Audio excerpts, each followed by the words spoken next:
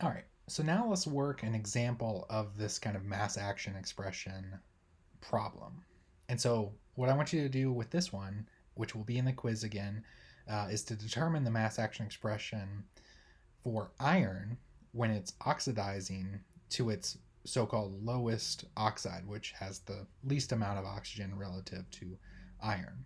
So see if you can determine that mass action expression. And so pause the video, go to the quiz, and then come back and we will work that one together. All right, so let's go ahead and take a look at that example. So the question was to get the mass action expression of iron going to its lowest oxide. And so we know iron, but let's kind of examine these different oxides in case you're unfamiliar with them. So some of the different possibilities of iron oxides, we have FeO, Fe3O4, and Fe2O3, right? So we're looking for the one with the, like it said, the lowest relative amount of oxygen.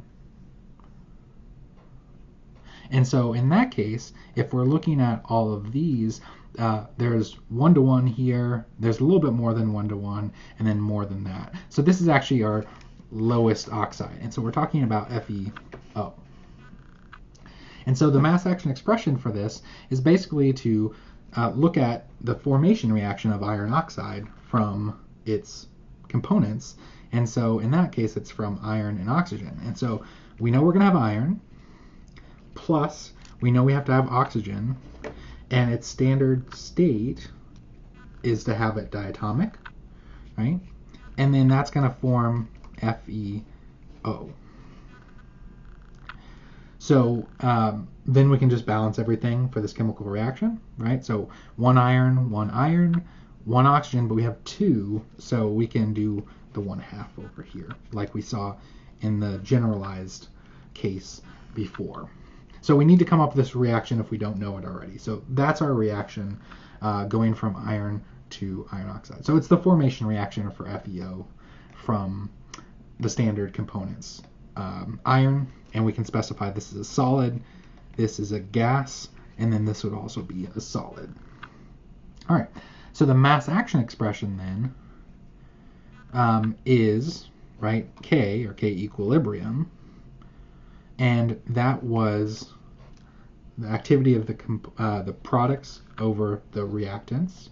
And so we have activity of FeO over activity of Fe, and then activity of O2, and then since that's the only one with a coefficient, raise that to the 1/2. Right? So that's the generic case of this. But let's look at this expression a little bit more and see if we can simplify things.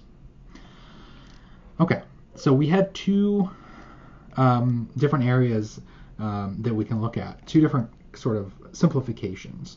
The first one was that this is a gas, O2, right? And so we define that as the activity by the pressures, and so we can go ahead and sub that in. And so this would be PO2 then, to the 1/2. And again, keep in mind this is divided by 1 atmosphere technically, because we're talking about a reference point. We're talking about the activity. All right, that's the first thing. The other statement that I gave you in relation to these activities was that for a pure solid or liquid, the activity was 1, or unity.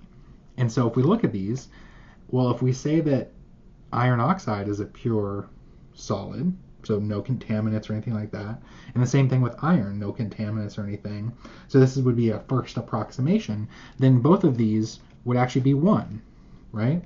If we're saying these are pure solids. So then this mass action expression basically boils down to the pressure of oxygen to the 1/2. 1 over the pressure of oxygen to the 1/2. So by assuming that these are pure solids, it greatly simplifies this. So obviously in real life, these may not be pure solids, and so we might not be able to make those assumptions, but we're going to do that to the first approximation here. So we get our mass action expression for this reaction of 1 over PO2 to the 1/2. So that's our mass action expression for iron oxide from iron.